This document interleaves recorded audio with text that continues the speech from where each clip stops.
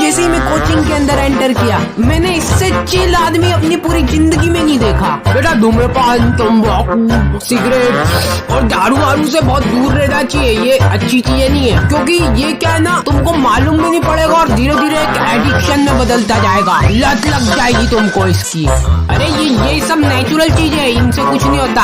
अरे तुम भी ट्राई कर लो बेटा, कुछ नहीं होगा। ये हर्बल है, हर्बल। मेरे फेफड़े। देखो बेटा, किसी भी चीज को अगर लिमिट में करो ना, जब तक ठीक है।